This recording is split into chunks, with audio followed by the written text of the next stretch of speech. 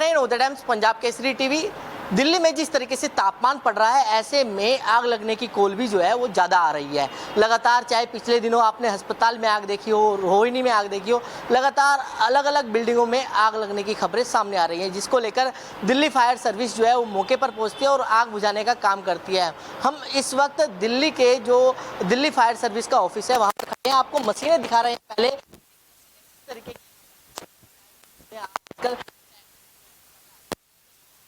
ये मशीन करीब 30 मीटर की ऊंचाई पर जाकर वो पानी का छिड़काव जो है वो कर सकती है। ऐसे में दिल्ली फायर सर्विस के हमारे साथ अधिकारी मौजूद हैं। सर, पहले आपसे जानना चाहेंगे कि ये जो मशीन है, ये मैंने पिछले दिनों भी देखी थी जब 12 खंबा की बिल्डिंग में आग लगी थी, तो इसका इस्तेमाल जो है उस बिल्डिंग में किया गया था। तो कितनी कारगर जो है ये मशीन आपके लिए साबित होती है? देखिए, जहाँ फ्लेम्स आपको बाहर से ही विजिबल हैं, वहाँ हेड ऑन अटैक के लिए one of the best machines है। हेड ऑन अटैक मतलब बिल्कुल सामने फ्लेम है और आप सीधा सीधा उस पर पानी डाल सकते हैं। तो हीट कंट्रोल कह लीजिए या एकदम से नॉकडाउन के लिए, जहाँ भी फायर फैलने वाली मोड में होती है, जैसे आप अगर नीचे के फ्लोर पे आग लगी हो और वो दूसरे फ्लोर पे ऊपर जा रही है, तो ऐसे में ये बहुत इफेक्टिव है।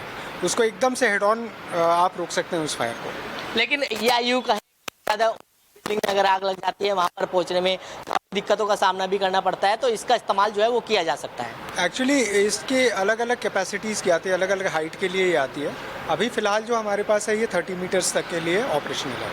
30 मीटर्स तक की हाइट के लिए हम बड़े कॉन्फिडेंट हैं इससे। हम रोड भी देख रहे हैं, हाईटेक हो गया है। दिल्ली फायर सर्विस की बात करें तो किस तरीके से इसका इस्तेमाल किया जाता है और अभी तक कहाँ कहाँ इस्तेमाल किया है आपने अगर बात करें? हमने बुडपुर इंडस्ट्रियल एरिया में बहुत मेजर फायर हुई थी, वहाँ पे भी इसका इस्तेमाल किया था। जमुना पार में भी एक फायर पे इसका इस्तेमाल किया था। एक दो फैक्ट्री फायर्स पे भी हमने इसका इस्तेमाल किया होगा। तो इसका सबसे बड़ा बेनिफिट क्या है कि ये ह्यूमन टॉलरेंस से ज़्यादा इसका टॉलरेंस है। ह्यूमन जो एक फायर फाइटर अगर खुद एंट्री लेता है किसी भी ऐसी जगह में, तो उसका टॉलरेंस 50 डिग्री सेल्सियस के लिए है, जबकि इसका tolerance above the boiling point of water तक है। मतलब आप 100 डिग्री सेल्सियस का भी तापमान है तो वहाँ इसको आराम से यूज़ कर सकते हैं। अगर प्रेशर की बात करें तो कितना प्रेशर जो है पानी का इसमें आता है, इन कितना होता है और आउट कितना होता है? एक्चुअली प्रेशर ये जो आप मॉनिटर देख रहे हैं, इसमें ये खुद से प्रेशर को रेगुलेट नहीं करता है। प्रेशर को पीछे से गाड़ी जो इसको पंपिंग कर रही होती है वो रेगुलेट करता है उसको। आपको रिक्वायर्ड जेट के लिए ऑप्टिमल प्रेशर एक फायर फाइटर को पता होता है कि कितने प्रेशर पे मुझे कितना का जेट मिल जाएगा, तो उस हिसाब से हम इसका इस्तेमाल अभी फायर की कॉल की बात करें तो कितने अभी अमूमन देखने के लिए मिल रहे हैं? क्योंकि 3 जो महीने का टाइम होता है, ये काफ़ी पीरियड काफ़ी आपके लिए चैलेंजिंग होता है। नो डाउट गर्मियों को फायर सीज़न ही कहा जाता है, because number of turnouts, number of calls ये बहुत ज़्यादा बढ़ जाती हैं और इस बार तो बहुत ही ज़्यादा बढ़ी हैं।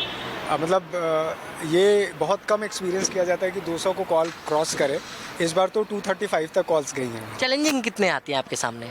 चैलेंजिंग वेदर इटसेल्फ एक बहुत बड़ा चैलेंज है। आप बाहर इतनी हीट में बाहर इतनी हीट है, आप अंदर बिल्डिंग में घुस रहे होते हैं, ट्रिपल लेयर सूट पहन के घुस रहे होते हैं, आप खुद डिहाइड्रेट हो रहे होते हैं, ऊपर से एम्बियंस का हीट बहुत ज़्यादा होता है, तो ओवर एग्जॉस्टिव वो हो जाता है। एक कॉल से दूसरी कॉल पे आप जा रहे हैं, एक दिन में आप 10-10 कॉल अटेंड कर रहे हैं, तो एक फायर फाइटर जो है वो शाम तक तो पूरा ड्रेन हो जाता है अगर आज इस समय की बात करें। तभी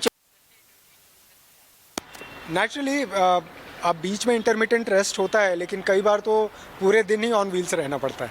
तो बिल्कुल कहीं ना कहीं फायर जो सर्विस है दिल्ली की, उसके सामने काफ़ी चैलेंज होते हैं, लेकिन जिस तरीके से इक्विपमेंट इनके पास आ रहे हैं, चाहे ड्रोन इसकी रोबोट की बात करें, चाहे जो मशीन हमने आपको दिखाई उसकी बात करें, तो काफ़ी कारगर जो है ये मशीनें इनके सामने साबित होती है। दिल्ली से कमल कुमार कंसल, नवोदय टाइम्स पंजाब केसरी टीवी। देखिए, ये फायर की कॉल हर गर्मी में आती है। अगर आप 20 साल का भी पुराना डेटा हम देखेंगे, सर्दियों में कॉल 70 से 80 आती हैं और गर्मियों में ये कॉल करीब 150-60 हो जाती है। इस बार क्योंकि गर्मी बहुत पड़ रही है, टेम्परेचर भी आप देखें तो अनप्रेसिडेंट है, तो इसलिए कॉल भी 200 से ऊपर हो गई है। ये हमारे एक SOP है, बना हुआ है हर साल, क्योंकि ये प्रॉब्लम होती है कि हम जो है मैन पावर की जो ज़्यादा से ज़्यादा मैन पावर रहती है, छुट्टियों को हम रिस्ट्रिक्ट कर देते हैं। जितनी भी गाड़ियाँ हैं उनकी पूरी कहते हैं ना मेंटेनेंस जो होती है ईयरली, उसको सब मार्च में हम लोग कंप्लीट कर लेते हैं। जिससे कि मैक्सिमम व्हीकल अवेलेबल हो, क्योंकि एक दिन में 200 कॉल को अटेंड करना, गाड़ी जाना आना काफ़ी बड़ा चैलेंज होता है। दूसरा, हम लोगों ने बहुत सारे ऐसे इक्विपमेंट भी खरीदे हैं जो दिल्ली फायर सर्विस ने इंडिया में पहली बार खरीदे। उसमें रोबोट्स है, वाटर टावर्स हैं, छोटी गाड़ियाँ हैं जिन पे हम हाई प्रेशर सिस्टम बना रहे हैं। तो ऐसे जो भी नया सामान आता है या नई टेक्नोलॉजी आती है उसको हम तुरंत अडॉप्ट करते हैं, उसको लेते हैं। ड्रोन भी हमने खरीदा था। ये ये फायर फाइटिंग ड्रोन नहीं था, सर्विलेंस का ड्रोन था, पर हमने खरीदा था कि इसको यूज़ ज़रूर करेंगे, कैसा होगा। तो इसी तरह से सारी तैयारी की जाती है।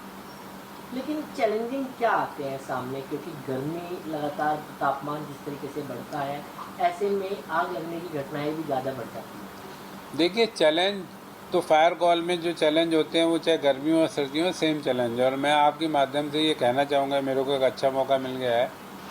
जैसे कि आप विवेक विहार वाली अगर फायर को भी देखेंगे, अभी तो आज पेपर में आया कि उन्होंने हमें बुलाया ही करीब 35 से 40 मिनट बाद है।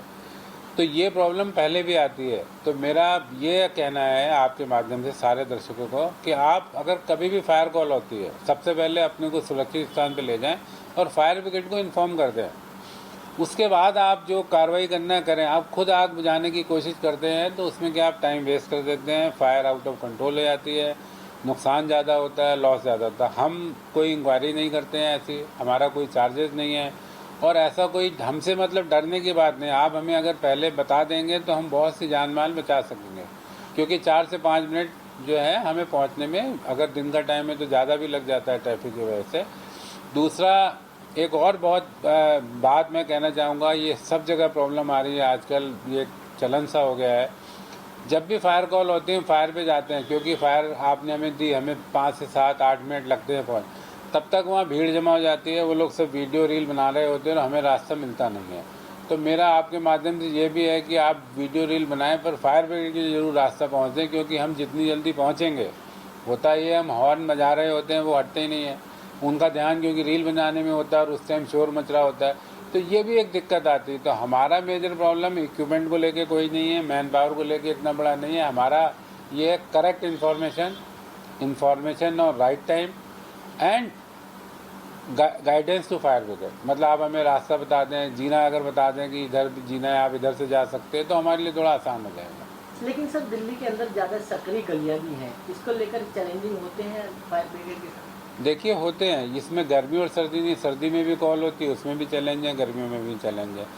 क्योंकि वहाँ पे क्या होता है कि आप गाड़ी अंदर नहीं ले आ सकते, आपको बिल्डिंग के स्ट्रक्चर का नहीं पता है, आपको बिल्डिंग के अंदर क्या हो रहा है ये नहीं पता। नीचे घर है, ऊपर फैक्ट्री है, फिर गोडाउन है, उसमें सिलेंडर भी हैं, उसमें केमिकल्स भी हैं और आसपास कोई पानी का सोर्स भी नहीं होता है और सारी बिल्डिंग बिल्कुल मिली हुई होती है। अगर एक बिल्डिंग में आग लगी और उसमें कोई ऐसी ज्वलनशील चीज़ हुई, कोई पेट्रोलियम टाइप का प्रोडक्ट हुआ, तो बगल वाली बिल्डिंग में भी आग पहुंचने के चांस ज़्यादा रहते हैं।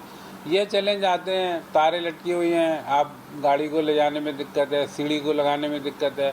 These are the challenges and these challenges not in Delhi, all India जो ओल्ड सिटीज़ हैं वो सभी जगह आती होंगी, आई बिलीव।